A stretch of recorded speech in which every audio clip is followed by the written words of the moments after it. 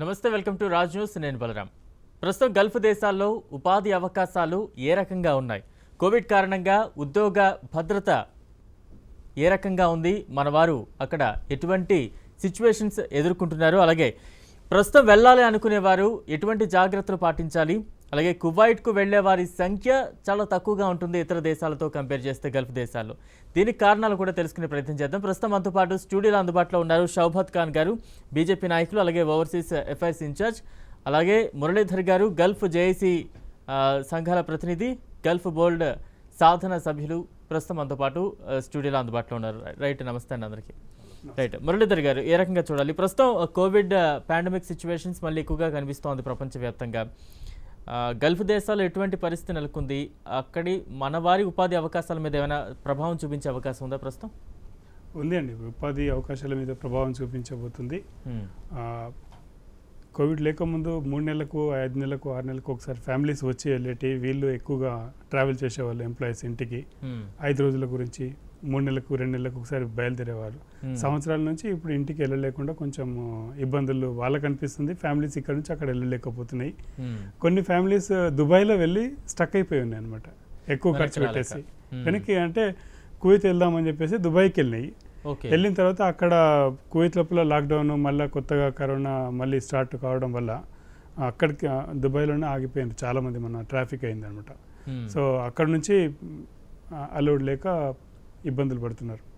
లక్షల్లో నష్టం కూడా జరుగుతుందండి ఈ విషయాల్లో. రైట్, అంటే ప్రస్తుతం అక్కడ మన వారికి జాబ్ సెక్యూరిటీ ఎంతవరకు ఉంది, శాలరీస్ ఏమైనా ఇబ్బందులు ఉన్న సిచ్యువేషన్స్ ఏమైనా ఉన్నాయంటారా? ఉన్నాయండి. యాక్చువల్గా ఏవైతే కంపెనీస్ చేసి ఉన్నాయో వర్క్ చేసేటప్పుడు కరోనా స్టార్టింగ్ పీరియడ్ లోపల ఈ ఇబ్బందులు ఉన్నప్పుడు కంపెనీ మొత్తము సీజ్ చేయడం కానీ, ఆ ఎంప్లాయీస్ని బయటికి రానియకుండా కానీ, అకామిడేషన్స్ షిఫ్టింగ్ చేయించడం వల్ల ఆ కంపెనీస్ కొంచెం దెబ్బపడడం, అక్కడ ఉన్న ప్రొడక్షన్ కొద్దిగా ఆగడం, వాటికి రావాల్సిన పేమెంట్స్ రాకపోవడం, క్లయింట్స్ దగ్గర నుంచి పేమెంట్స్ రాకపోయినా కానీ ఇక్కడ ఉన్న ఎంప్లాయీస్ ఇబ్బంది పెట్టడం, ఇదన్నీ తట్టుకోలేక కొంతమందిని ఇంటికి పంపించడము, కొంతమందిని ఎక్కువ మందిని ఇంటికి పంపించే ప్రయత్నం చేయడం, ఇట్లాంటి ఇబ్బందులు బాగానే అయినాయి సార్. రైట్, షౌబత్ ఖాన్ గారు, ప్రస్తుతం గల్ఫ్ కంట్రీస్ సిచ్యువేషన్ ఏ రకంగా ఉంది మన వారిది? कोविड-19 में ऐसा हुआ ना कि गल्फ ने पूरा वर्ल्ड ही कनेक्टेड हो गया और इसमें सभी अफेक्टेड हो गए. तो स्पेशली हम गल्फ को भी ब्लेम नहीं कर सकते क्योंकि पूरा दुनिया का हालात इतना टाइट हो गया है. सारा बिजनेस सेक्टर हो गया, ये एम्प्लॉयमेंट सेक्टर हो गया, सारे कंपनीज का लॉस. हमारा भी जो इंडिया का रेवेन्यू आता था 30 to 40% रेवेन्यू आता था गल्फ से ही, तो वो भी पूरा स्टॉप हो गया.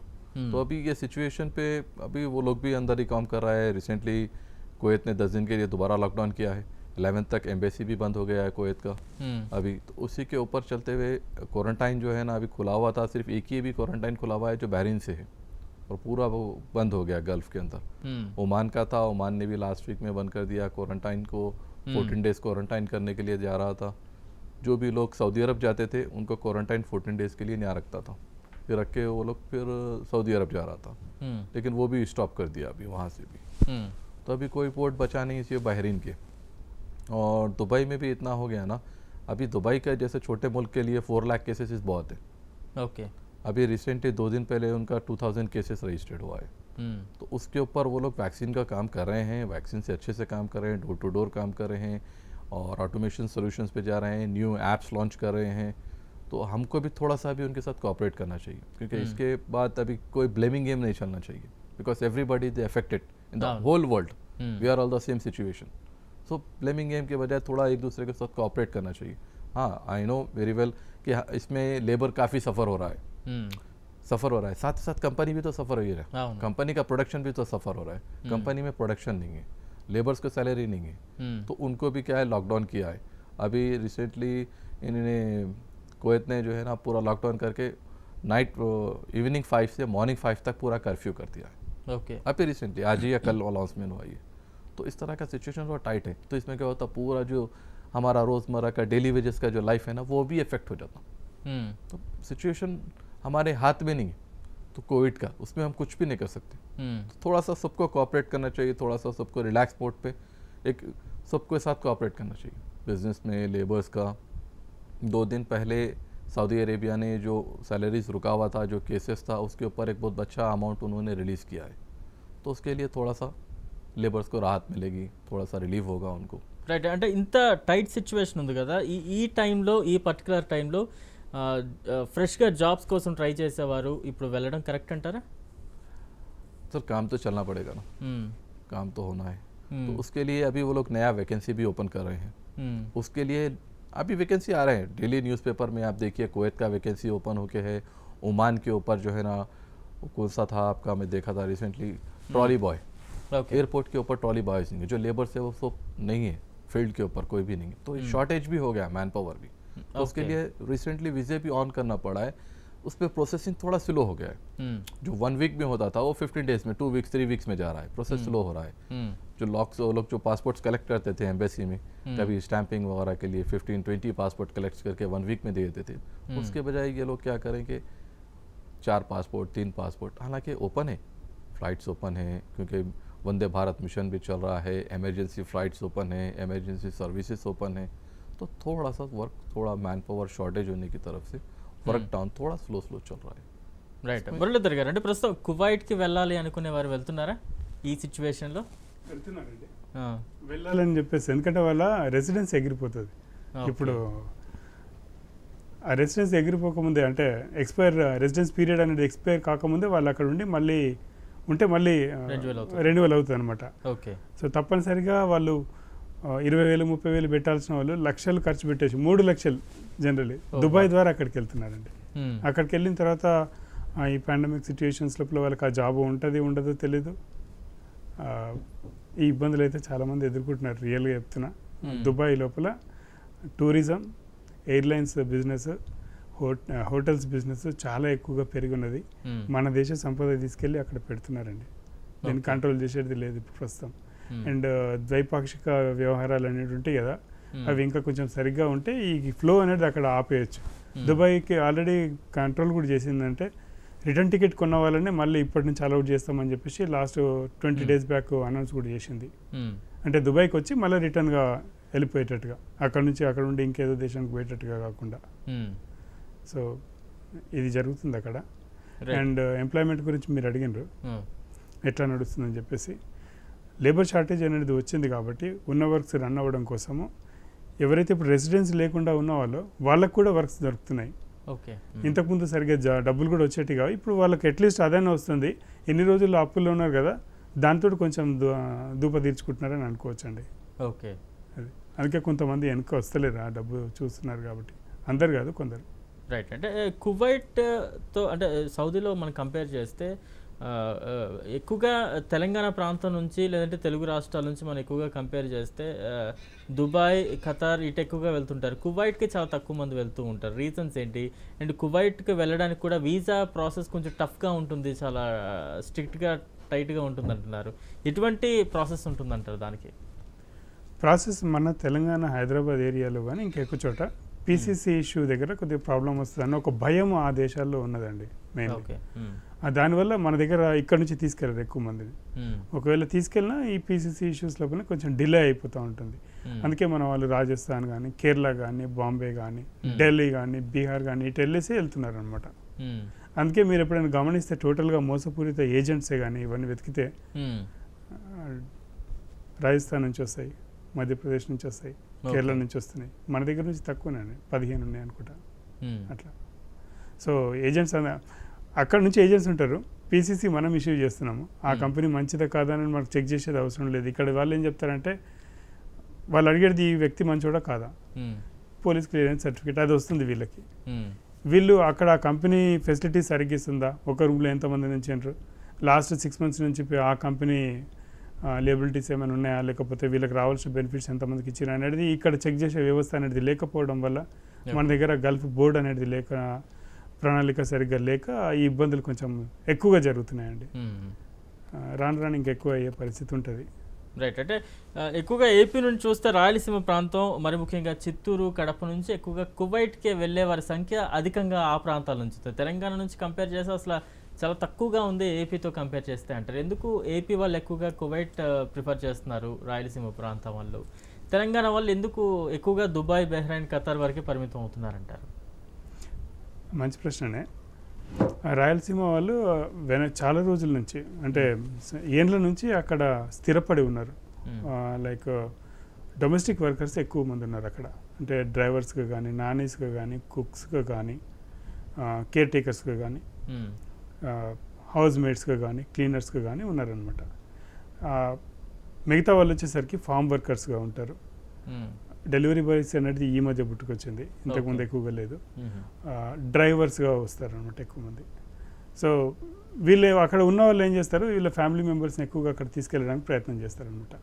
సో ఆ ఏరియా నుంచి చాలామంది, ఇంటికి ఒక 2-3 అయినా ఉండి ఉంటారు. మన దగ్గర తెలంగాణ దగ్గరకు వచ్చేసరికి వీళ్ళు డైరెక్ట్గా వెళ్ళరు, వీళ్ళకు ఒక సంబంధం ఎవరు ఉండరు అక్కడ సంబంధించిన వాళ్ళు. కాబట్టి వీళ్ళు ఏ బాంబేకో ఎక్కడనో ఏజెంట్కి ఈ మధ్యవర్తులు కాంటాక్ట్ అవుతారు. కాంటాక్ట్ అయినప్పుడు బై ఫోర్స్ ఆ మధ్యవర్తుల ద్వారా, బాంబే ఏజెంట్స్ ద్వారా వెళ్తున్నారనమాట.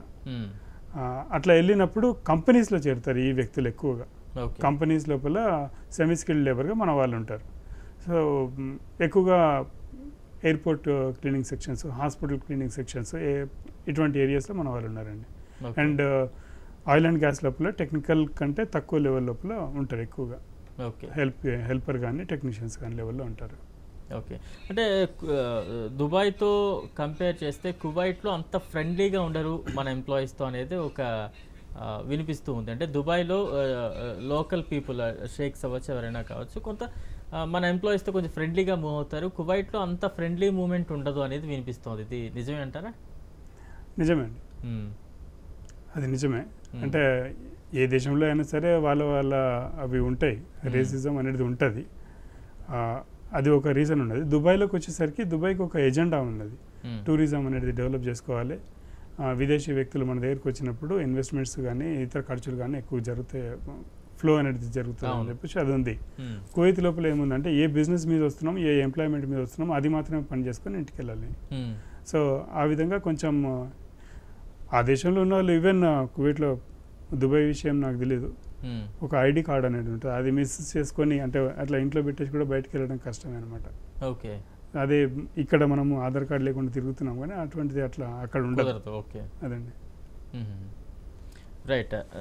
షౌబత్ ఖాన్ గారు, మీరేం చెప్తారు? అంటే ఎటువంటి జాగ్రత్తలు తీసుకోవాలంటారు, ఎటువంటి ప్రికాషన్స్ తీసుకోవాలంటారు? ప్రస్తుతం కువైట్కి వెళ్ళాలన్నా, దుబాయ్కి వెళ్ళాలన్నా, లేదంటే ఇంకేదైనా గల్ఫ్ దేశాలకు వెళ్ళాలంటే కొంచెం క్రిటికల్ సిచ్యువేషన్స్ ఉన్నాయి అని తెలుస్తోంది. ఎటువంటి జాగ్రత్తలు తీసుకోవాలంటారు? అండ్ ఇండియన్ గవర్నమెంట్ కావచ్చు, లేదంటే స్టేట్ గవర్నమెంట్స్ సపోర్ట్ ఏ రకంగా ఉండాలంటారు? From the state government also they can support for the people, and central government also, they are cooperating for whatever the issues they are coming front. We are also working. And Saudi Arabia में अभी क्या हुआ है कि सबसे बड़ा effect हमारे को हुआ है जो टूरिज्म और उम्रा और हज का पता है आपको, लास्ट ईयर भी नहीं हुआ। उम्रा लास्ट ईयर किसी का भी नहीं हुआ, रमज़ान भी वैसे ही चला गया, हज भी नहीं हुआ, और इस साल भी रमज़ान का पूरा सीज़न पे सऊदी अरेबिया के एयरलाइंस लॉक है टिल 17th of May, उसमें रमज़ान हमारा ख़त्म हो जाता। उसके बाद जून में और जुलाई में तो हज है, तो उसका गाइडलाइन अभी जो नया इशू किया है कि वही लोग पार्टिसिपेट कर सकता है हज में जिसका 2 इंजेक्शंस हो चुका है वैक्सीन का।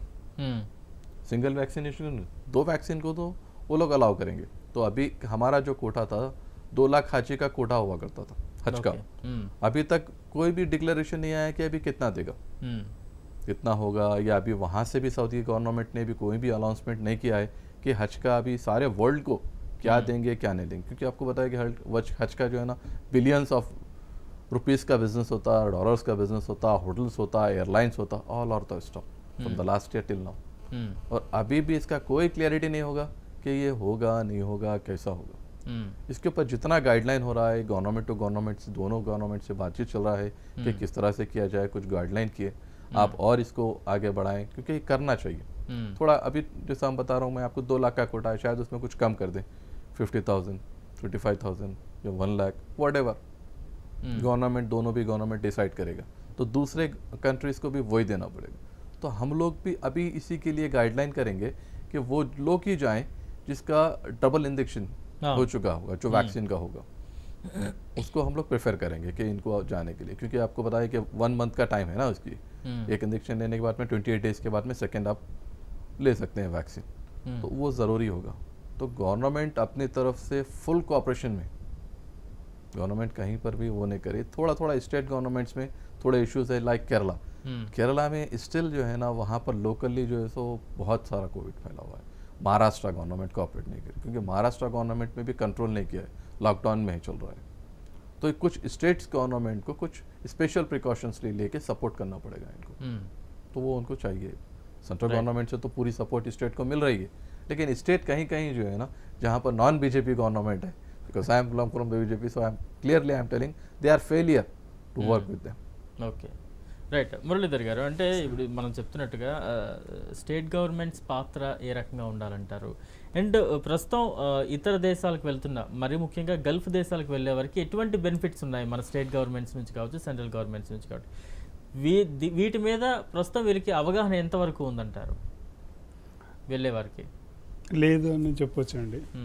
అంటే వినేవారికి నచ్చకపోవచ్చు. మన వాళ్ళు పోయేవాళ్ళు, గల్ఫ్ పోయేవాళ్ళు ఈసీఆర్ వాళ్ళే ఎక్కువ వెళ్తారు, ఇమిగ్రేషన్ క్లియరెన్స్ రిక్వైర్డ్ వాళ్ళు. సో డెఫినెట్లీ అవగాహన అనేది ఉండదు. ఈ మైగ్రేట్ సిస్టమ్ అనేది మనకు సెంటర్లో ఉంది, ఓకే, దాని ద్వారానే వెళ్తారు. దీంట్లో ఏంటంటే వెళ్ళేవాడు, ఏజెంట్, ఎంప్లాయరు, మన గవర్నమెంట్ అన్నీ అనుసంధానమై ఉంటాయి అన్నమాట. ప్రతి డాక్యుమెంటేషన్ అక్కడ ఉంటుంది, దాని ప్రకారమే వెళ్తారు. అండ్ ఇండియన్ ఎంబసీ కూడా, పిఓఐ, ప్రతి ఒక్కటి కూడా కనెక్ట్ అయి ఉంటుంది దీని లోపల. సో ఈ విధంగా కాకుండా అక్కడి నుంచి ఎవరైనా వీసా ఇష్యూ చేసినప్పుడు మామూలుగా వెళ్తారు కదా, అటువంటి వాళ్ళకి ఎక్కువ ఇబ్బందులు అవుతాయి. ఈ మైగ్రేట్ సిస్టంలో కూడా ఒకరు, ఇద్దరు, ముగ్గురు, 10 మంది పోయిన తర్వాత నెక్స్ట్ టైం రెన్యువల్ వస్తుంది కదా, అప్పుడు ఆ స్లాట్ ఓపెన్గా కనిపిస్తే అక్కడ బుక్ అయిపోతున్నారు చాలామంది. బుక్ అయిపోతున్నారు అంటే ఎక్స్ట్రా మెంబర్స్ని పంపించినప్పుడు కొంచెం ఇబ్బంది జరుగుతుంది అనమాట. అక్కడ పోయిన తర్వాత కంపెనీస్ పేమెంట్ ఇవ్వకపోవడం, రెసిడెన్స్ కొట్టకపోవడం, మ్యాన్ హవర్స్ ఎక్కువగా చేయించుకోవడం, అండ్ ఇంటికి వెళ్తామన్నప్పుడు వాళ్ళు ఇబ్బందులు పెట్టడం అనేది జరుగుతుంది అనమాట. రైట్ అండి. గల్ఫ్ దేశాలు అన్నప్పటికీ ఎక్కువగా అందరూ ఉపాధి కోసం ఎక్కువగా వెళ్తూ ఉంటారు. White colour jobs, blue colour jobs అని మనం ఎక్కువగా మాట్లాడుతూ ఉంటాం. అవును. ఏది ఎక్కువ అవకాశాలు ఎవరికి ఉన్నాయంటారు? అందరికీ ఈక్వల్గా ఉన్నాయా, లేదంటే ఇక్కడ నుండి వెళ్ళేవారు ఎక్కువ చాలామంది బ్లూ కలర్స్ వాళ్ళే ఉన్నారంటారా? గల్ఫ్లో 90 లక్షల ఎంప్లాయీస్ ఉంటే 70% సెమీ స్కిల్డ్ లేకపోతే అన్స్కిల్డ్ లేబర్ ఉన్నారండి, ఓకే, ఎంప్లాయీస్. అందులోపల 63 ల్యాక్స్ వరకు వస్తారు ఆ విధంగా లెక్కేసుకుంటే. అంతవరకు మన వాళ్ళందరూ కూడా ఎంప్లాయీస్ సెమీ స్కిల్డ్ లేబర్ కిందకే ఉన్నారు. తెలంగాణ వాళ్ళే కాదు, బీహార్ వాళ్ళు అట్లాగే ఉన్నారు, ఉత్తరప్రదేశ్ వాళ్ళు అట్లాగే ఉన్నారు, సెమీ స్కిల్డ్లోనే ఉన్నారు చాలామంది. మేనేజరియల్లో పోయే వాళ్ళు తక్కువ మంది ఉన్నారు, ఐటీలో పోయే వాళ్ళు తక్కువ మంది ఉన్నారు. ఒక కంపెనీలో ఎంప్లాయ్మెంట్ వచ్చిందంటే ఒక 1000 మంది ఉన్నారనుకోండి, ఒక 10 మంది అయితే 5 మంది మేనేజర్లు ఉంటారు, ఒకరిద్దరు టాప్ లెవెల్లో ఉంటారు, తర్వాత ఒక 10 సూపర్వైజర్లు ఉంటారు, కోఆర్డినేటర్స్ ఉంటారు, తర్వాత మిగతా అంతా కూడా టెక్నీషియన్స్, హెల్పర్స్, ఆ విధంగా వెళ్తుంది అనమాట. అంటే 850 వరకు మొత్తం లేబర్ కేటగిరీకి వచ్చేస్తుంది మనకు బ్లూ కాలర్ ఎంప్లాయీస్కి. దానివల్లనే మనకు తప్పనిసరిగా మన ఈ రాష్ట్రం లోపల గల్ఫ్ బోర్డు చాలా ఆలస్యమైంది, చాలా అంటే చాలా ఆలస్యమైంది. కేంద్రం లోపల కూడా మనకు విదేశాలకు వెళ్ళే వాళ్ళకు ఈ మధ్య 30-40% ఎంప్లాయ్మెంట్ మినిమం రెఫరల్ వేజెస్ అనేది తగ్గినాయి అనమాట, తగ్గించిండ్రు. ఇప్పుడు ఖతార్ $1000 యాక్సెప్ట్ చేస్తే 1000 ఖతార్ రియాల్స్ అనుకుంటా యాక్సెప్ట్ చేస్తే మన వాళ్ళు 800 లోపలనే 740కి అట్లా పంపిస్తామని చెప్పేసి మన వాళ్ళది ఉన్నదనమాట. దీనివల్ల అక్కడ కొంచెం ఇబ్బంది అవుతుంది. అంటే మన వాడికి మంచి ఎక్స్పీరియన్స్ ఉండి తక్కువ జీతానికి పోయినప్పుడు అక్కడ పనిచేసే ఎంప్లాయీస్కి కూడా కొత్త వాళ్ళు తక్కువ జీతానికి వస్తున్నారు కదా అని చెప్పేసి వాళ్ళకి అన్ఎంప్లాయ్మెంట్ వచ్చేది ఉంటుంది. సో మనకు వచ్చే రెమిటెన్స్ అనేది తగ్గిపోతుంది, 50% తగ్గుతుంది. అంటే 6 లక్షల కోట్లు మనకు లాస్ట్ ఇయర్ వచ్చింది, అది ఇప్పుడు 3 లక్షల కోట్లు వస్తుంది అనమాట. అండ్ అన్ఎంప్లాయ్మెంట్ అనేది ఎక్కువైపోయి డెఫినెట్గా ఇక్కడ విదేశాలకు పోయిన వాళ్ళు గల్ఫ్లో ఎక్కువ సంపాదిస్తారని అనుకుంటారు, కానీ అప్పులతోటి అసంతృప్తిగా వెనక్కి తిరిగి వచ్చే వాళ్ళే ఎక్కువగా ఉన్నారండి. సో డెఫినెట్గా అవన్నీ కావద్దు అంటే ఆ కంపెనీ పేమెంట్స్ సరిగ్గా ఉన్నాయా, ప్రీవియస్ 6 months ఇది ఎట్లా ఉన్నది, మన వాళ్ళు వెళ్ళేటప్పుడు టెక్నికల్గా ఇక్కడే ఇన్స్టిట్యూట్స్ లోపల పాస్ చేసేయాలి. పాస్ చేయడం అంటే ఇప్పుడు మనకు రిక్రూటింగ్ ఏజెంట్స్ చిన్న R&D సెంటర్స్ పెట్టుకుంటాయి కదా, అంటే మన ట్రైనింగ్ సెంటర్స్, అక్కడ పాస్ చేస్తారు. వెల్డింగ్ ఉన్నది, వెల్డింగ్ ఒక 10 రకాల టెస్టులు అక్కడ వీళ్ళు చేసి పాస్ చేయాలి. మామూలుగా చిన్న ఒక ట్యాగ్తో చేస్తే సరిపోదు, వాళ్ళకు లాయిడ్స్, లేకపోతే బిహెచ్ఎల్ ఇలాంటి సర్టిఫికేట్స్ ఉంటాయి అనమాట. అవి ఇవ్వగలగాలి. ఇవ్వగలిగితే వాళ్ళు అక్కడ పోతే ఈజీగా పాస్ అవుతారు. సో ఇక్కడ నుంచి టెక్నీషియన్స్గా మంచిగా పోయినా కానీ ఒక మంచి వెల్డర్గా అక్కడ పోయిన తర్వాత ఫెయిల్ అయిపోతున్నారు. ఓకే, ఫెయిల్ అయిపోయి వాళ్ళకు మళ్ళీ హెల్పర్గా తీసుకుంటాం అన్నప్పుడు వాళ్ళు అప్సెట్ అయిపోతున్నారు. మన ఎంప్లాయీస్ అప్సెట్ అయిపోయి ఆ ఎంప్లాయీస్కి ఇబ్బంది పెడుతున్నారు, ఆ కంపెనీ ఓనర్స్కి ఇబ్బంది పెడుతున్నారు. ఆ విధంగా వెనక్కి వచ్చేస్తున్నారు అన్నమాట. రైట్. అంటే చాలా కేసెస్ మనం చూస్తూ ఉంటాం. స్కిల్డ్ లేబర్గా కాకుండా అంటే ఏదో రకంగా వెళ్ళిపోవాలి అక్కడికి, మనం వెళ్ళి ఏదో పని చేయాలనే ఉద్దేశంతో చాలామంది వెళ్ళిపోతూ అక్కడ చాలా ఇబ్బందులు పడుతున్న సిచ్యువేషన్స్ కూడా మనం చూస్తూ ఉన్నాం. చాలా మన చర్చలో కూడా మనం మాట్లాడుకుంటూ ఉన్నాం. ఇక్కడ రాష్ట్ర ప్రభుత్వాలు కొంత ట్రైనింగ్ లాంటిది ఏమైనా ఇచ్చి వాళ్ళని కొంచెం స్కిల్డ్ పర్సన్స్గా డెవలప్ చేస్తే కొంచెం ఎక్కువ ఎర్న్ చేయడానికి ఛాన్సెస్ ఉన్నాయంటూ కూడా మనం వింటున్నాం. ఆ రకంగా ఇంకా ఏమైనా జరుగుతున్నాయంటారా? ఆ ప్రాసెస్ ఏమైనా ఉందంటారా? ఇంకా కంప్లీట్గా రాష్ట్ర ప్రభుత్వాలు పట్టించుకోకుండా ఉన్నాయంటారా? లేదండి, పట్టించుకున్నాయి. పట్టించుకునేటప్పుడు చప్పట్లు 2 చేతులతోనే జరుగుతుంది. 46 ఎకరాలు నేషనల్ అకాడమీ ఆఫ్ కన్స్ట్రక్షన్ మన దగ్గర ఉన్నది. అది మాదాపూర్ ఏరియాలో ఉన్నది. సో ఈ చక్కెర ఎంత కాస్ట్లీ అది. సో 46 ఎకరాలు అన్ని కోట్ల బడ్జెట్ తోటి దానికి పెట్టినరు. మళ్ళీ ఒక 500 మందికి అకామిడేషన్ ఇచ్చేటట్టుగా ఉంది అనమాట. 300 మామూలు ఎంప్లాయీస్కి, అదే మన ట్రైనీస్కి, ఒక 200 ఎగ్జిక్యూటివ్ ట్రైనీస్కి శిక్షణ గదులు ఇవ్వగలుగుతున్నారు వాళ్ళు. అంటే ఉండడానికి రెసిడెన్స్ ఇచ్చేసి మంచి ట్రైనింగ్ ఇస్తున్నారు వాళ్ళు. సో దాన్ని తీసుకోవడానికి ఎక్కువ మంది మన వాళ్ళు వస్తలేరు, అది ఎంటీగా ఉండిపోతున్నాయి అనమాట. నేషనల్ అకాడమీ ఆఫ్ కన్స్ట్రక్షన్ నుంచి మంచి ఎంప్లాయ్మెంట్ ఇవ్వడానికి కూడా ముందుకు వస్తున్నది. సో మన వాళ్ళు ఎక్కువ మంది ఒక 15 days వాళ్ళకున్న రెగ్యులర్ టైం లోపల 15 days ఆర్ 1 month ఒక మంచి కోర్సు తీసుకొని అక్కడికి వెళ్తే డెఫినెట్గా వాళ్ళకు స్పెషలైజ్డ్ స్కిల్డ్ పర్సన్స్గా బయటకు వస్తారండి. అదేం లేకుండా అక్కడ పోయినప్పుడు కొంచెం ప్రాబ్లమ్స్ ఫేస్ అవుతారు. రైట్. షోయబ్ గారు, అంటే కువైట్కి మనం మనం గల్ఫ్లో ఇతర కంట్రీస్తో కంపేర్ చేస్తే దుబాయ్ కావచ్చు, బహ్రెయిన్ కావచ్చు, ఖతార్ కావచ్చు, కువైట్కి ఈ ఇతర ప్లేసెస్తో కంపేర్ చేస్తే కొంత అడ్వాంటేజ్ ఉంది, అడ్వాన్స్ టెక్నాలజీ అక్కడ కువైట్లో ఉంటుంది అంటున్నారు. ఏంటి కంపారిజన్ ఏముంది అక్కడ? Kuwait we can compare from Dubai as well as also Saudi, because Saudi they have a big market. In the Gulf countries they have also a small, the big country is Saudi Arabia. In Gulf, totally Gulf, and they have a huge investments from the oil and gas and the defense sectors. We have a big budgets. That's why Prime Minister they visited to control for the develop the business for each other. So we can get more business from Saudi Arabia in comparison, and they are investing for the new projects or the talented people also, and the big towers it will become. In Makkah region also several 5-star hotels it will become. Several 5-star. You know, the one time in Hajj around it will become 25 to 30 lakhs people in one place. Okay. So there is a huge amount. So second world largest airport in the Jeddah airport. Busiest, not for the size, for the busy. For the Hajj time they are busy totally 24 hours they are busy for the airport. Every few minutes the flight is landing for Hajj time, because all the countries they are coming. So the development side is also Saudi Arabia, and now they are very good future. But now for the pandemic time, everything is collapsed and stop. So we have to some patience, and we have to some do, and we have some several agreement from Saudi Arabia and India to we can also supply for the skilled labor. Sir చెప్పినట్టుగా pandemic time లోపల ఇబ్బందులు అనేది బయటకి colours అనేవి బయటకు వచ్చినాయి sir. Okay. వెనకటికి అభివృద్ధి చెందుతున్న దేశాలకు, ఆ దేశాలను అభివృద్ధి చెందడానికి మన కార్మికులు మానవ వనరులుగా బయటకు వెళ్ళినారు. బయటకు వెళ్ళిన తర్వాత వాళ్ళకి ఎన్ని రకాల ఇబ్బందులు ఉన్నాయో ఆ ఇబ్బందులన్నింటినీ ఆ దేశాలు ప్రాఫిటబుల్గా తీసుకున్నాయి. అంటే మీ దగ్గర ఒక ఎంప్లాయీగా బయటకు వచ్చినప్పుడు మీరు సరిగ్గా జీతం ఇవ్వలేరని చెప్పేసి మీ దగ్గర నుంచి బయట పోయి పనిచేస్తున్నాడు.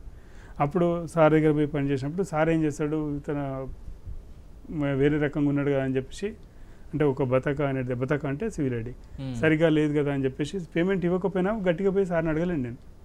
3 నెలలు 4 నెలలు నన్ను దెబ్బతీస్తాడు. అదేవిధంగా ఒక 8 గంటలు చేయాల్సిన పని 16 గంటలు పని చేసినా కానీ ఆ జీతం రాకపోతుంది అనమాట. ఈ విధంగా గల్ఫ్ లోపల ఉన్న చాలా కొన్ని కంపెనీస్ బాగుపడ్డాయి అనమాట ఈ లేబర్ మీదనే. ఎప్పుడైతే ఈ పాండమిక్ సిచ్యువేషన్ వచ్చిందో ఈ రంగు బయటపడిపోయింది, అక్కడ ఉన్న వాళ్ళకు జనాభా ఎక్కువైనరు అని ఆ రోజే తెలిసి వచ్చింది అనమాట.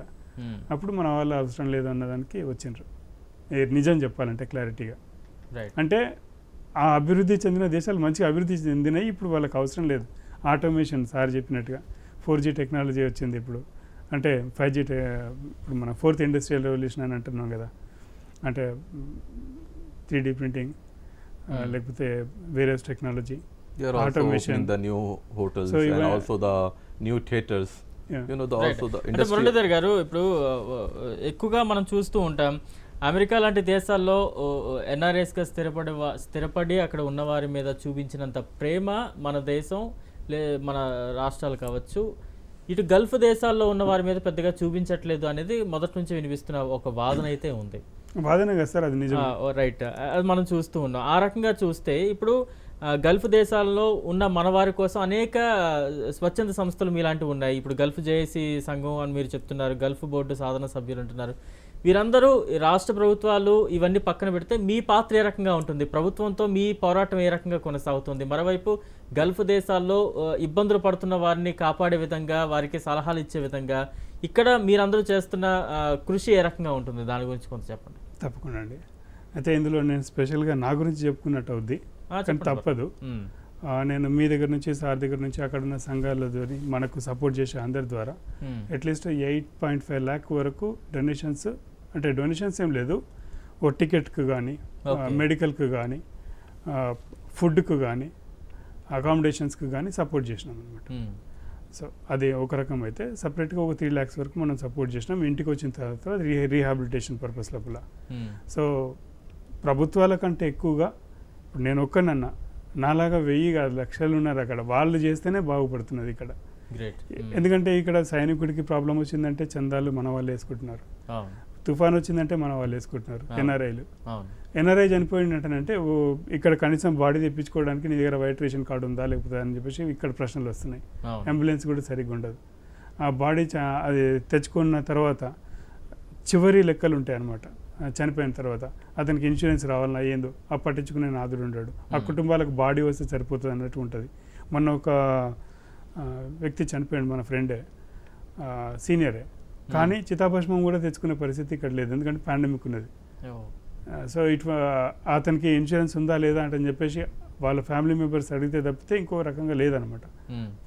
సో ఈ విధంగా మొన్న పాండమిక్ సిచ్యువేషన్స్లో కానీ లాస్ట్ టైం అమ్నెస్టీలో కానీ మన తెలుగు వాళ్ళు, కేరళ వాళ్ళు, ఇతర రాష్ట్రాల వాళ్ళు కూడా చాలా ఎక్కువగా వాళ్ళకు శక్తికి మించి కష్టాలు పడ్డారండి.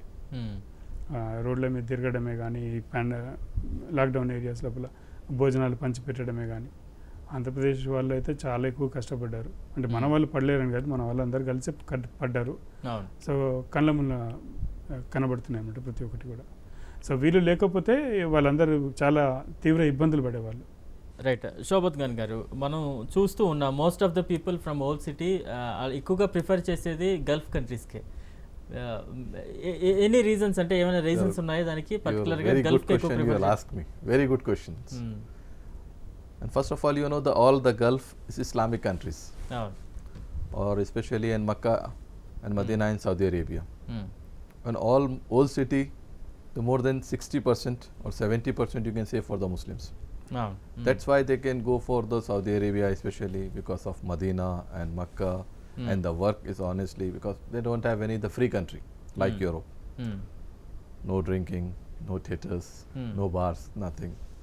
But even if they will go for Dubai, or if they can go for Kuwait, they have allow, but they have limited. If somebody they can drink, they not go outside. There is a rule for the law, Islamic law there. There all the Gulf countries they follow the Islamic law. So इसी के लिए सबके पूरे मुसलमान चाहते हैं कि हम लोग जाएं, अच्छे से काम करें, नमाज पढ़ें, पैसा बचाएं. Main reason ये है कि saving the money. If you are going for the Gulf, you don't have anything. आप बहुत सारा पैसा बचा सकते हैं क्योंकि फालतू खर्चा कुछ भी नहीं होता है वहाँ पर. अब सऊदी अरेबिया में ज़्यादा से ज़्यादा क्या था, बीचेस थे. जद्दा के अंदर जाएंगे तो बॉम्बे जैसा बीच मिलेगा आपको, बीच के ऊपर थोड़ा सा आप रेत में जाएंगे करेंगे, और ज़्यादा वक्त आप मक्का जा पाएंगे, मदीना जा पाएंगे. जो एकदम रिलीजियस पर्सन होता है तो वो चाहता है कि बस पैराडाइज उसका एक सपना होता है कि जन्नत में जाना है. तो इसी के लिए ज़्यादा से मुसलमान पूरे गल्फ़ के अंदर ज़्यादा से ओल्ड सिटीज़ यानी कि इंडिया से 90% जो मुस्लिम्स है वो प्रेफर करते हैं कि गल्फ़ को जाने के लिए. अब जो वेस्टर्न सोच रखता है ना वो यूरोप की तरफ सोचता है. जिसका बच्चा पढ़ा है, जो कनाडा जाना है, उनका बच्चा पढ़ के आए हैं तो उनको थोड़ा सा हायर एजुकेशंस के ऊपर जाना है, वो लोग प्लान करता है कि थोड़ा सा फ्री माहौल जो घर का भी होता है ना, जितना अब पता है ओल्ड सिटी में इतना फ्री माहौल नहीं है, थोड़ा थोड़ा माहौल चेंज हो रहा है अभी। तो जितना वेस्टर्न मेंटेलिटी वाला जो लोग हैं, जैसा मैं कहता हूँ, सॉरी ऐसा कोई वो नहीं है, बट वो लोग एक प्रेफर करता है कि फ्री कंट्री में फ्री कल्चर, बट हम लोग जो लाइफ गुजारते हैं ना वो रिलीजियसली गुजारना पड़ता है as a Muslim. We have to follow for all the Muslim laws. हमको हम तमाम चीज़ों का ख्याल रखना पड़ता है कि क्या अच्छा है क्या बुरा है, कि first of all we think about the Muslim, कि हमको क्या चाहिए, क्या सोचना चाहिए, किस तरह से चाहिए, किस तरह से आपको एक कैरेक्टर में आना चाहिए लाइक ए मुस्लिम मैन। तो इसके लिए गल्फ को प्रेफर करने का यही एक रीज़न है कि ये मुस्लिम कंट्रीज है, इनके अंदर मुस्लिम ही लॉ चलता है पूरा, पता है वहाँ पर कोई चोरी नहीं करता, चोरी करा तो पता है कि हाथ काट देगा। तो वहाँ पर इसी के लिए ज़्यादा से ज़्यादा गल्फ को प्रेफर करने का यही है सारा। अभी कोई भी करता है, अभी सऊदी अरब के अंदर मैंने जितना टाइम रहा है और सर भी देखे होंगे कुवैत के अंदर, वहाँ पर कोई इंडियन को कटता हुआ नहीं देखे हम लोग, क्योंकि कोई इंडियन यानी not a Muslim another also, कोई हम लोग ऐसा कोई काम नहीं करता। इंडियंस का रिकॉर्ड गल्फ के अंदर बहुत अच्छा है। गल्फ का रिकॉर्ड बहुत अच्छा है, गल्फ में सारे इंडियंस का इतना अच्छा प्रेस्टीज है गल्फ के अंदर जो दूसरी कंट्रीज में नहीं है। यूरोप में तो क्या है ना सर, जाने के बाद इलीगल भी रहना पड़ता है। स्टूडेंट वीज़े पे चला गया, किसी दूसरे वीज़े पे चला गया, माइग्रेट हो गया, कुछ ऐसा करा, वो मर्ज कर गया, इलीगल हो गया वहाँ पर। लेकिन गल्फ में ऐसा सिस्टम नहीं है। उसको पता है कि गल्फ में अगर पकड़ा जाऊंगा तो फिर जेल चला जाना पड़ेगा। तो इंडियंस का रिप्यूटेशन बहुत अच्छा है हमारा, और इंडिया से रिलेशन भी सारे गल्फ का बहुत अच्छा है। फ्रेंडली माहौल है हमारा, और गवर्नमेंट टू गवर्नमेंट सारे गवर्नमेंट्स के साथ में फुल कोऑपरेशन रहता है। वीज़े के अंदर, जॉब्स के अंदर अच्छी पोजीशंस में हैं, और काफ़ी हैदराबाद से और आईटी के में काफ़ी लोग हैदराबाद से भी हैं, और बिजनेस सेक्टर में काफ़ी केरला से है। केरला से आप देखेंगे तो काफ़ी बिजनेस वाइज जो है ना देखेंगे, शॉपिंग मॉल्स में उन्होंने इन्वेस्टमेंट किया, दुबई में इन्वेस्टमेंट किया, लुलु मॉल जो है पूरा कितना बड़ा बड़ा मॉल बनाया है गल्फ के अंदर उन्होंने, इतना यूरोप में नहीं बनाया। क्यों? और जितना इंडियंस है ना उन्हीं के मॉल को प्रेफर करता है। उसका प्रेफर करने का वजह क्या है, अपना देश का चीज़ मिल जाता है उसमें, अपना देश का अचार मिल जाता है उसके अंदर, वो टेस्ट आना चाहिए बस, वो एक चीज़ें रहती है, वो टेस्टी चीज़ें हम लोग मिस करते हैं। क्योंकि गल्फ वाले क्या करते हैं, हैदराबाद के टेस्ट को, हर चीज़ को मिस करते हैं। तो इसी के लिए हमारा सुपर मार्केट चल जाता है वहाँ पर, లూలు తో సూపర్ చల్ రहा है वहाँ पर। రైట్ మురళీధర్ గారు మీరు ఏం చెప్తారో దీని గురించి, స్పెషల్గా ఓల్డ్ సిటీ వాళ్ళు ఎక్కువగా గల్ఫ్ దేశాలకు ప్రిఫర్ చేయడానికి most of the people reasons ఇవే అంటారా, ఇంకేమైనా ఉన్నాయంటారా? ఇదే మెయిన్ రీజన్ అవుతుందండి. అక్కడ వర్క్ స్మూత్ ఉంటుంది, నమాజ్ కరెక్ట్గా వెళ్ళొచ్చు అని చెప్పేసి ఒకటి ఉంటుంది, ప్రొబిటెడ్ ఏరియాస్. కానీ కువైత్ కూడా సార్ అలౌడ్ అన్నారు, అదేం లేదు, అది కూడా టైట్ కండిషన్. బహ్రెయిన్ ఒకటి అలౌడ్ చేస్తారు. ఓమన్ లోపల లిమిటెడ్ ఒక ఎగ్జిక్యూటివ్ లెవెల్ వరకు లిమిటెడ్ బాటిల్స్ అన్నట్టు ఇస్తారు. అండ్ దుబాయ్లో ఫ్రీడమ్ ఉంది. అయితే ఎక్కడైతే ఫ్రీడమ్ ఉన్నదో ఆ ఏరియాస్ లోపల సంపాదన తగ్గుతుంది. ఓకే, రెంటల్స్కి ఒకటి, నెక్స్ట్ ఈ తిరగడానికి ఒకటి సరిపోదు అనమాట అమౌంట్. బహ్రెయిన్లో ఉన్న వాళ్ళకు కొద్దిగా ఒక రకంగా కష్టం ఉంటుంది, డెఫినెట్గా వాళ్ళు ఖర్చు పెట్టుకుంటారు. కువైట్లో ఇటువంటి వాటికి పోదు, ఓన్లీ రెంట్స్ గురించి, ట్రాన్స్పోర్టేషన్ గురించి డబ్బులు ఎక్కువ ఖర్చు అవుతాయి కువైట్లో. రైట్, అంటే మనం చూస్తూ ఉన్నాం కొన్ని సెల్ఫీ వీడియోస్ వస్తూ ఉంటాయి, కొంతమంది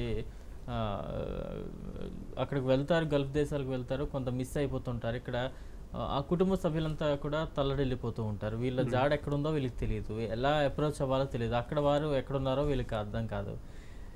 ఇలాంటి మిస్సింగ్ కేసెస్ని ఎలా ఫైండ్ అవుట్ చేయాలంటారు? అక్కడ మిస్ అయిన వారు ఎలా అప్రోచ్ అవ్వాలంటే, ఇప్పుడు ఎడ్యుకేటెడ్ పర్సన్ అంటే మిస్ అయ్యే ఛాన్సెస్ ఉండవు, ఒకవేళ మిస్ అయినా తను ఎలా అప్రోచ్ అవ్వాలో తనకు ఒక ఐడియా ఉంటుంది. ఇటువంటి వారు కొంచెం చదువు లేని వారు, ఏదో కూలి పనులు చేసుకోవడానికో లేదా ఇంకేదైనా ఉపాధి కోసం వెళ్ళిన వారు తప్పిపోతే తెలుసో తెలియకో ఎలా అప్రోచ్ అవ్వాలంటారు, ఎవరిని కలవాలంటారు? అది అసలు సాధ్యమయ్యే పని ఉందంటారా? యాక్చువల్గా చదువు వచ్చిన వాళ్ళైతే పర్వాలేదండి. లాస్ట్ టైం అమ్మాయి పేరు చెప్పాను, మంత్రి లెవెల్ వరకు కూడా వాళ్ళను చాలా గట్టిగా ప్రశ్న అడగగలిగింది, నేను ఇంటికి రావాలి పాండమిక్ సిచ్యువేషన్లో అని చెప్పేసి. ఆ అమ్మాయి ఆ ఇంట్లో చాలా ఇబ్బందులు పడింది. అంటే భోజనం పెట్టేటప్పుడు తన ఫోను ఆ పిల్లలకి ఇవ్వాలి, ఆ పిల్లలు ఆ ఫోన్ పగలగొట్టేస్తారు, ఆ ఓనర్స్ అది ఇవ్వరు, ఆ ఫోనే ఆమె లైఫ్. రైట్ కదా, ఇంటికి మాట్లాడుకోవాలన్నప్పుడు వాళ్ళ అమ్మ బాగాలేదు అన్నప్పుడు అదంతా. సో ఈ కష్టాలు ఉన్నప్పుడు ఆమె కంటే తెలివి ఉంది కాబట్టి ప్రతి ఒక్కరిని టైట్ చేసి ఒక వారంలో రావాల్సింది 2 నెలలకు 3 నెలలకైనా ఆమె రాగలిగింది ఇంటికి, అందరినీ ఫైట్ చేసి. అదే ఎడారిలో ఉన్నాడు అనుకుందాం, ఆ ఒంటెలు కాయడం దగ్గర ఇంకేదో ప్లేస్లో ఉంటాడు. సో ఆ వ్యక్తికి ఎప్పుడో వారం రోజులకు ఒకసారి ఒక ఫుడ్ వేసిపోతారు అనుకుందాం, దాన్ని అతను మెయింటైన్ చేస్తాడు. సో ఆ వ్యక్తి దగ్గర ఉన్న ఫోన్ డెఫినెట్గా ఆ డస్ట్కి అది సరిగ్గా పనిచేయదు. ఎప్పుడో ఒకసారి ఎవరిదో తీసుకొని వర్క్ చేస్తారు. సో అటువంటి వాళ్ళు చాలా కష్టమే, టైప్ చేసి ఒకరికి కాంటాక్ట్లో రావాలంటే కష్టమే. ఉన్నారు, లేరని కాదు, ఇట్లాంటి వాళ్ళు భయపడతారు ఓనర్ తోటి. నాకు తెలిసిన వ్యక్తి మనం ఇంటికి పంపించినాం, ఆయనను టికెట్ ఇచ్చి పంపించినాం 120 KDలు. ఓకే, రాజయ్య ఆయన పేరు. అతన్ని అక్కడ స్థానికుడు, ఫామ్ వర్కర్. ఆయన తల రోడ్డు మీద ఉంది, కాళ్ళు జీప్లో ఉన్నాయి, ఆ విధంగా తీసుకెళ్ళిపోయాడు ఆయన. సో అక్కడ మళ్ళీ అతని ఇంటికి వచ్చిన తర్వాత డాక్టర్లు అడిగి, నువ్వు ఎట్లా బ్రతికినావు ఇవి జరిగినప్పుడు అని చెప్పేసి, బ్రెయిన్కి ఇంత దెబ్బలు తగినాయి అని చెప్పేసి. సో అట్లాంటి వాళ్ళకి చాలా కష్టమే ఉంటుంది. 10 మందిని బెదిరించడం కోసం ఫామ్ వర్కర్స్గా ఎప్పుడు పోవద్దు నా సలహా. ఎందుకంటే అక్కడ పోయిన తర్వాత వాళ్ళ దగ్గర ఐడి కార్డ్స్ వాళ్ళ చేతికి ఇవ్వరండి. ఆ దేశంలో ఇస్తారు అని చెప్తారు. నేను బయట దేశంలో ఉన్నాను కాబట్టి గట్టిగా చెప్తున్నా, అక్కడే ఉంటే నేను చెప్పేవాని కాదేమో, ఎందుకంటే నాకు కూడా ఎవరు ఎక్కడి నుంచి మనం చాలా సెల్ఫీ వీడియోస్ కూడా చూస్తూ ఉంటాం. మాకు ఇక్కడ ఒక పని అని చెప్పారు, అక్కడ తీసుకెళ్లారు, ఇక్కడ ఏవో మేము ఎడారి ప్రాంతంలో ఉన్నాం అని చెప్పి ఆ విజువల్స్ చూపిస్తూ ఉంటారు. ఏదో గొర్రెలు కాయడానికి లేదంటే ఒంటల్ని చూసుకోవడానికి ఇక్కడ ఉండిపోయాము, మాకు ఫుడ్ కూడా టైం టు టైం రాదు, ఎన్ని డేస్కి ఒకసారి వస్తూ ఉంటుంది అంటారు.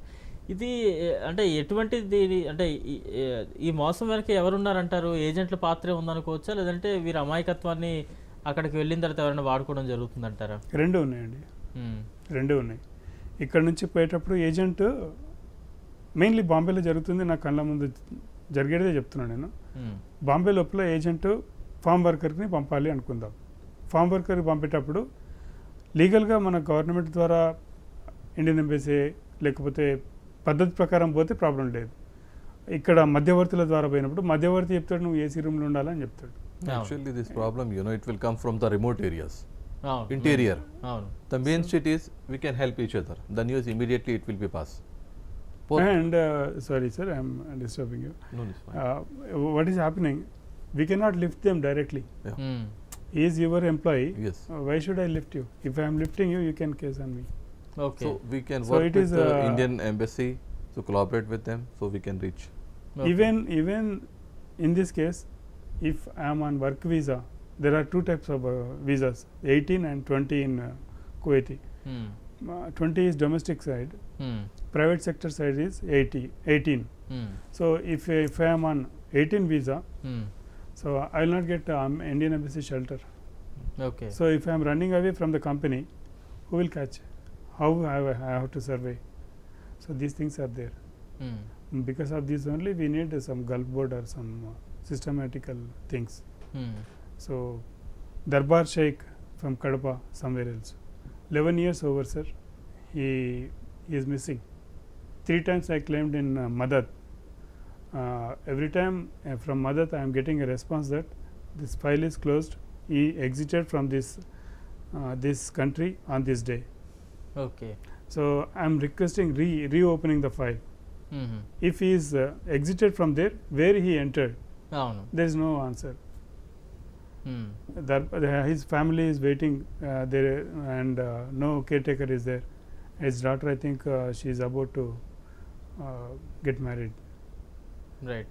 అంటే ఇక్కడ మనం మెయిన్గా మాట్లాడుకోవాలి, ఇన్ని ఇబ్బందులు ఉన్నాయి గల్ఫ్ దేశాల్లో, మన వారు చాలా ఇబ్బందులు ఫేస్ చేస్తున్నారు.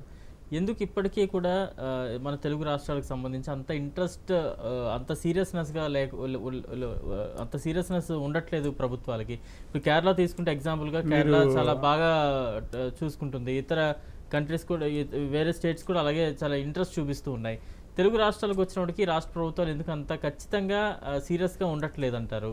చట్టాలు చేయడంలో కావచ్చు, ఇప్పుడు మీరు అంటున్నారు గల్ఫ్ బోర్డ్ అంటున్నారు, ఇంకేదో అంటున్నారు, ఏది సరైందంటారు? Gulf board సరైందే. ఆ గల్ఫ్ బోర్డు రాకపోవడం వల్ల సింపుల్ మాట చెప్పిన 2014లో మనకు అనౌన్స్మెంట్ చేసిండు కేసీఆర్ సారు, 500 crores బడ్జెట్ తోటి మిగతా అన్ని ఫెసిలిటీస్ వచ్చేటట్టుగా, విదేశాల పెట్టుబడులు ఇక్కడికి ఆహ్వానించేటట్టుగా, సంక్షేమం గురించి అని చెప్పేసి.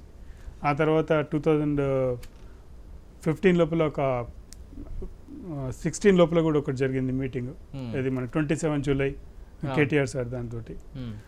17 లోపల వీళ్ళు మళ్ళీ నాయన నరసింహారెడ్డి గారు కువైత్కి వచ్చారు. ఆ టీమ్ తోటి లేబర్ మినిస్ట్రీ ఇది హోదా లోపల టామ్కామ్ వచ్చింది. అండ్ వెరీ రీసెంట్లీ కేరళకు కూడా వెళ్ళేసి మన సోమేష్ కుమార్ గారి సార్ ఆధ్వర్యం లోపల మంచి ఎంక్వైరీ కూడా చేశారు. నోర్కా అనేది ఉంది కదా, దాన్ని అడాప్ట్ చేసుకోవడం కొరకు. పక్క రాష్ట్రమైన ఆంధ్రప్రదేశ్ ఏమి ఆడ ఎంక్వైరీ చేయకుండా సీదాగా స్ట్రైట్గా ఓపెన్ చేసింది ఏపీఎన్ఆర్టీఎస్ అని చెప్పేసి. ప్రతి ఏరియా లోపల కోఆర్డినేటర్ని పెట్టింది. ఆ కోఆర్డినేటర్ గవర్నమెంట్ సంస్థ కాబట్టి మా ఇష్టపూర్వకంగా మేము చేస్తామన్నట్టుగా ఉన్నదానికంటే ఎక్కువ కష్టపడి వాళ్ళు చాలా బాగా చేస్తున్నారు. మన పాండమిక్ సిచ్యువేషన్స్ లోపల వాళ్ళు ఓపెన్ చేసేసిండ్రు, మేము జాగ్రత్త చూసుకుంటాము రానివ్వండి అని చెప్పేసి. సో 2500 లేబర్స్ని మన ఉమెన్ని తీసుకురాగలిగినారు అమ్నెస్టీ పీరియడ్ లోపల. విజయవాడ ఎయిర్పోర్ట్ ఓపెన్ అయింది. ఈ అమ్నెస్టీ వల్లనే అది ఓపెన్ అయింది, చాలా బాగా రన్ అవుతుంది. అండ్ ఏపీఎన్ఆర్టీఎస్లో ఇన్సూరెన్స్ అనేది ఉంది. ఆ ఇన్సూరెన్స్ 10 lakhs ఏమన్నా యాక్సిడెంట్ అయినా కానీ చనిపోయినా కానీ. కేంద్రంలో ఎటువంటి ప్రవాసి బీమా యోజన ఉందో, ప్రవాసి భారతీయ బీమా యోజన అని ఉందో, సేమ్ అదే సిస్టమ్ లోపల మన ఏపీఎన్ఆర్టీఎస్ కూడా రన్ చేస్తుంది. సో ఆంధ్రప్రదేశ్ వ్యక్తులకు నేను చెప్పడం ఏంటంటే, గల్ఫ్లో ఉన్న వాళ్ళు తప్పనిసరిగా ఏపీఎన్ఆర్టీఎస్లో రిజిస్టర్ చేసుకుంటే ఇప్పుడు నా స్నేహితుడు చనిపోయింది అని చెప్పినా కదా, ఆయన చేసుకున్నాడో లేదు తెలియదు. చేసుకుని ఉంటే ఈరోజు 10 lakhs ఇన్సూరెన్స్ తనకు వచ్చేది. ఒకవేళ ఇట్లా ఏమైనా అక్కడి నుంచి ఇంటికి వచ్చేటప్పుడు, లేకపోతే న్యాయ సలహాలు కానీ, ఉన్న కంపెనీతో న్యాయపరంగా గొడవ పడేటప్పుడు కానీ, అక్కడున్న మహిళ ఒకవేళ ప్రవేశరాలు అయితే ప్రసూతికి నార్మల్కి అయితే 35,000 వస్తాయి, సిజరీన్ అయితే 50,000 వస్తాయి. ఇంటి దగ్గర ఏమైనా ఇబ్బందులు ఉన్నప్పుడు ఫ్యామిలీ మెంబర్స్కి 50,000 వస్తాయి. ఒక వ్యక్తి బాడీ కూడా ఇంటికి పంపించినప్పుడు బాడీతో పాటు ఒక వ్యక్తి నుంచి పంపిస్తారు. అంగవైకల్యం ఏమైనా జరిగినప్పుడు కూడా అట్లాగే చేస్తారు. ఈ ఫెసిలిటీస్ అన్నీ కూడా మనం కోల్పోతున్నాం. ఈవెన్ ఈసీఆర్ గురించే మన కేంద్రము ఇట్లాంటిది పెట్టినుండే మన ప్రవాసి భారతీయ బీమా యోజన లోపల. ఇప్పుడు ఈసీఎన్ఆర్ కూడా పెట్టింది, కానీ టెక్నికల్ ఇష్యూస్ ఉన్నాయి. ఈసీఎన్ఆర్ రిజిస్టర్ చేసుకోలేకపోతున్నాడు బీమాని. ఓన్లీ బాంబే వాళ్ళు మాత్రమే చేయగలుగుతున్నారు. అది ఎట్లా చేస్తున్నారో అర్థమవుతలేదు. లోకల్గా ఇఫ్కో టోకియో వాళ్ళకు నేను కాంటాక్ట్ చేసినప్పుడు ప్రవాసి భారతీయ బీమా ఏజ్ అంటే ఏంది అనే స్టేజ్లోనే ఉన్నారు వాళ్ళు. మనకు 12 మంది మనం వచ్చిండ్రు, వాళ్ళు ఎలిజిబుల్. వాళ్లకు మనకు ఇన్సూరెన్స్ కావాలి అని అడిగినప్పుడు 1,00,000 ప్రశ్నలు అడుగుతున్నారు, ఎత్తేయడానికే ట్రై చేస్తున్నారు. ఓకే. సో నేను ఒరిజినల్ పేపర్స్ తెప్పించాను, నేను వాళ్ళ టికెట్కి సంబంధించినవి. ఫైనల్ స్టేజ్లో ఉంది. వాళ్ళు ఇవ్వకపోతే మనము కేసుకు పోతాము, ఏదో చేద్దామని ట్రై చేస్తాం. అంటే మెయిన్గా మన తెలుగు రాష్ట్రాల ప్రభుత్వాలకి సంబంధించి మీరు ఎటువంటి రికమెండేషన్స్ చేస్తూ ఉన్నారు? గల్ఫ్ దేశాల్లో ఉన్న వారి కోసం ఎటువంటి జాగ్రత్తలు తీసుకోవాలంటారు? ఎటువంటి సెట్ ఆఫ్ రూల్స్ ఉండాలంటారు? ఎటువంటి రికమెండేషన్స్ మీరు చేస్తూ ఉన్నారు? ప్రతిసారి మీకు వాళ్ళ నుంచి ఎదురవుతున్న సమాధానం ఏ రకంగా ఉంటుంది? ఇంజనీర్స్ ఉన్నారు సార్, ఎన్బిఏ అని ఉంటుంది. అంటే వాళ్ళకు ఒక సర్టిఫికేషన్ అనేది గ్లోబలైజ్గా ఎన్బిఏ సర్టిఫికేట్ ఇష్యూ కావాలని అంటారు. అది ఇప్పుడు కొత్తగా వచ్చింది. మన వాళ్ళకి ఆ సర్టిఫికేట్ లేదు. ఐఐటి చేసిన వాళ్ళకి కొంచెం ఇబ్బంది అవుతుంది. టెక్నికల్గా నేను మాట్లాడలేను దాని గురించి. ఆ ఇంజనీర్స్కి ఇబ్బంది అయ్యి అక్కడ జాబులు పోగొట్టుకుంటున్నారు కువైత్ లోపల. అండ్ వాళ్ళు చిన్న జాబ్స్లో పని చేయాల్సి వస్తుంది, ఫ్యామిలీస్ని ఇంటికి పంపాల్సి వస్తుంది. సో ఈ డిస్టర్బెన్సెస్ వాళ్ళకి వచ్చేసినాయండి. అండ్ ఇక్కడ నుంచి వెళ్ళేటప్పుడు కూడా మనము కరెక్ట్గా స్క్రూటినైజ్ చేసుకొని ఇండియన్ ఎంబసీ తోటి కోఆర్డినేషన్ చేసుకుంటూ ఎంఈఏ తోటి కూడా చేసుకోవచ్చు. మన దగ్గర గల్ఫ్ బోర్డ్ అనేది వచ్చి ఉంటే ఈ పార్టీకల్లా 2017 13th మే రోజు విదేశీ సంపర్క్ అనే ప్రోగ్రాం లోపల విదేశీ భవన్ మనకి ఇక్కడ కట్టిస్తామని చెప్పేసి వికే సింగ్ గారు ప్రామిస్ చేసిండ్రు. అది ల్యాండ్ పర్చేజ్ చేసినంత వరకు నాకు ఐడియా ఉన్నది. ఆ విదేశీ భవన్ అప్పటి నుంచి ఇంతవరకు రాలేదు. ఈరోజు 2021. సో అది వచ్చినుంటే అట్లీస్ట్ పోటా కాపీ అనేది పెట్టి ఉండుంటే ఎన్నో పనులు జరిగేటి. 800 మామూలు పోస్ట్ ఆఫీసులను పాస్పోర్ట్ కేంద్రాలుగా చేస్తామని చెప్పేసి చెప్పిండ్రు. అండ్ మీడియాస్ లోపల ప్రతిసారి కూడా బయటికి వెళ్ళేటప్పుడు వెళ్ళిన తర్వాత ట్రైనింగ్ ప్రోగ్రామ్సే కానీ లేకపోతే ఎవరిని సంప్రదించాలి, హెల్ప్ లైన్స్ ఎట్లా అని చెప్పేసి అడ్వర్టైజ్మెంట్ ఇవ్వాలి. సో ఇవన్నీ కూడా జరగలేవు అనమాట. ఈ బోర్డు వచ్చినట్టు ఎప్పుడో జరిగేటి. ప్రస్తుతం కాల్ ఉన్నారండి హైదరాబాద్ నుంచి ప్రమోద్ గారు. ప్రమోద్ గారు నమస్తే అండి, మీ అభిప్రాయాలు ఏం చెప్పాలనుకుంటున్నారు? సార్ నమస్కారం సార్. సార్ చెప్పండి సార్. నా పేరు ప్రమోద్ చక్రవర్తి సార్. రైట్, చెప్పండి సార్. సార్ నేను హలో సార్ కంటిన్యూ చేయండి సార్. నేను మీ రాజ్ న్యూస్ చూస్తున్నా సార్. నేను యాక్చువల్గా ఒక చిన్న డౌట్ సార్ నాది. మన వాళ్ళు హైదరాబాద్ నుంచి ఇండియా నుంచి అని ఇంతమంది వెళ్తూ ఉంటారు సార్ మన గల్ఫ్ కానీ ఏదో ఒక ఆశతోనే వెళ్తుంటారు, ఒక ఆవేశంలో వెళ్తుంటారు, ఏదో సంపాదించాలని వెళ్తూ ఉంటుంటారు సార్. మన పిఎం ఏమో అక్కడికి వెళ్ళి మనము వాళ్ళకి అంత మర్యాద ఇస్తాము, వాళ్ళు మనకి ఎందుకు సార్ అంత చిన్న చూపు చూస్తారు? మన మనుషులని ఒక మనుషుల్లాగా చూడకుండా మరీ హీనంగా చూడడం ఏంటి సార్? అంత తెలిసినాక కూడా మన వాళ్ళు స్పెషల్ గా మన కరీంనగర్, మహబూబ్ నగర్ ఇలాంటి చిన్న చిన్న డిస్ట్రిక్ట్ ల నుంచి వెళ్తూ ఉంటారు. వాళ్ళు ఎవరో ఏజెంట్స్ అలా ఎలాంటికి ఒక సంతలో గొర్రెలను కొన్నట్టు అన్నట్టు తీసుకెళ్ళిపోయి అక్కడ వదిలేయడము అది చూస్తుంటే బాగా అనిపిస్తుంటే సార్. మళ్ళీ కూడా ఒక దిక్కు మన పబ్లిక్ ఎందుకు అవేర్నెస్ రాదు అనేది ఒక చిన్న సార్, ఇది నా డౌట్ సార్. ఇంకోటి ఏంటంటే సార్, మన వాళ్ళని అక్కడ పంపించకుండా ఉండడం బెటర్ కదా సార్. అందుకని ఒకటి ఉన్నది కదా, ఇంత పెద్ద ఇండియా అంటే కూడా అంత చిన్నదేం కాదు కదా సార్. అవును ఇది సార్ నా డౌట్. ప్రమోద్ గారికి నేను జవాబు చెప్తాను సార్. ప్రమోద్ గారు నమస్తే. అయితే నమస్కారం సార్. మన దగ్గర 70 ఏళ్ళ నుంచి మన ఎడ్యుకేషన్ సిస్టమ్స్ లోపల చేంజెస్ రాలేవండి. బొగ్గు రైలు ఇంజన్లో ఉన్న టెక్స్ట్ బుక్స్ ఈ రోజుకి అవే ఉన్నాయి. దానివల్ల ప్రాబ్లం వచ్చింది. అండ్ ప్రతి ఏరియా లోపల కూడా పాత రైలు మన ఇంజన్స్ ఉంటాయి కదా, మారుతి కార్యో ఏవో ఒకటి, అవి తీసుకెళ్ళి స్కూలింగ్ ఏరియాస్ లోపలనే పెట్టాలి. అంటే ఒక ఐటీఐ ట్రైనింగ్ ఏరియాస్ లోపల జనరల్ కాంపోజిట్ అని చెప్పేసి మన పీరియడ్స్ లోపల ఉండేది. అంటే సరిగ్గా లెక్కలు చదవలేని వాడు జనరల్లో ఉండేవాడు, వాళ్ళకు ఫిట్టింగ్ టూల్స్ అవన్నీ పెట్టేవాళ్ళు అనమాట, బెంచ్ వైజ్లో అట్లాంటివి. సో అది మళ్ళీ మొదలు పెట్టాలి. అందరూ డాక్టర్లు, అందరూ ఇంజనీర్లు కావాలనేది కాకుండా టెక్నికల్గా నిలబడేటట్టుగా వాళ్ళకు ఎడ్యుకేషన్ సిస్టమ్ నుంచే మొదలు పెట్టాలి. అది డిలే అయింది మన దగ్గర. అండ్ లోకల్ ఏరియాస్ లోపల వీళ్ళకు స్టార్టప్స్ అనేటివి ఉన్నాయి కదా, మన నార్త్ ఇండియా బాగా వాడగలుగుతుంది. 10,000 కోట్ల బడ్జెట్ 2050లో అనౌన్స్ చేస్తే 6,000 crores ఇంకా మిగిలే ఉంటుందని నా అంచనా. నేను తప్పై ఉంటుంది, బట్ నేను చెప్పేది నిజం. అంటే మన వాళ్ళు ఆ స్టార్టప్ ఎట్లా వాడుకోవాలన్నా తెలియక, ఆ ముద్రలకు రెఫరెన్సెస్ ఉండి కూడా ముద్రలను సరిగ్గా యూజ్ చేసుకోలేక ఫెయిల్ అయ్యే వాళ్ళు చాలామంది ఉన్నారండి.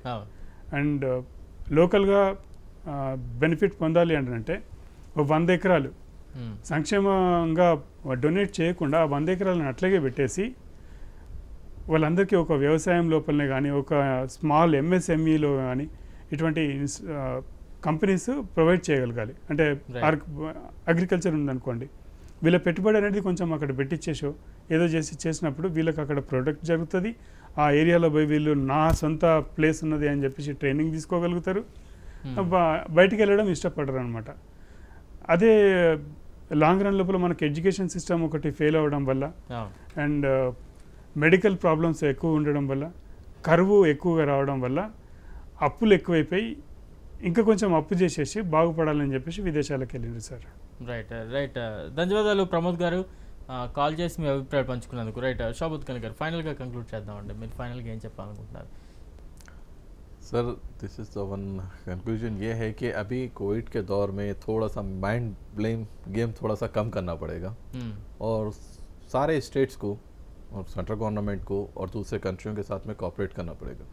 और जिस सेक्टर्स पे काफ़ी हमारे फ्लाइट्स रुके हुए हैं, जैसे हैदराबाद सेक्टर पे ज़्यादा फ्लाइट्स नहीं आ रही मिशन भारत की तरफ से भी, लेकिन वहाँ पर पे आने वाले लोग बहुत ज़्यादा है, तो उनको अलाउ करना चाहिए, फ़्लाइट्स को थोड़ा सा इंक्रीज़ करना चाहिए हमको यहाँ पर ये है। और वहाँ पर जो भी हमारे माइग्रेट हमारे अपने भारतीय है, और उनके लिए भी मेरा ये मैसेज है कि थोड़ा सा भी पेशेंस, थोड़ा सा सब सब्र से काम करें, कोई जल्दबाजी नहीं, थोड़ा प्रिकॉशंस फॉलो करें, क्योंकि एवरीवन सफरिंग। अब यहाँ पर आप कोई मालिक नहीं है, कोई नौकर नहीं है, सीधी बात है कि आप हो गए, लेकिन वो भी सफ़र कर रहे हैं, हम भी सफ़र कर रहे हैं, और गवर्नमेंट्स भी सफ़र कर रहे हैं, सारा बिजनेस सेक्टर सफ़र कर रहा है, सब पैसे से प्रॉब्लम्स है, हर चीज़ से प्रॉब्लम्स है। लेकिन जैसा मोदी जी ने कहा है तो जान भी जहान भी, तो थोड़ा थोड़ा प्रिकॉशंस कवर करते हुए थोड़ा थोड़ा काम करना भी है। ऐसा नहीं है घर भी काम बैठना नहीं है, तो जान भी है जहान भी है। तो इसके लिए वीज़े भी इशू हो रहे हैं, वो लोग जा भी रहे हैं, लेकिन प्रिकॉशंस को फॉलो करते हुए हमको काम करना है सबके साथ में, बस इतना। రైట్ ధన్యవాదాలు చర్చలో పాల్గొన్నందుకు షాబుద్ ఖాన్ గారికి, అలాగే మురళీధర్ గారికి ధన్యవాదాలండి. ఇది ఇవాళ చర్చా కార్యక్రమం. చూస్తూనే ఉండండి రాజ్యం. జనం గొంతుకు వినిపిస్తాం, జనం కోసం ప్రశ్నిస్తాం.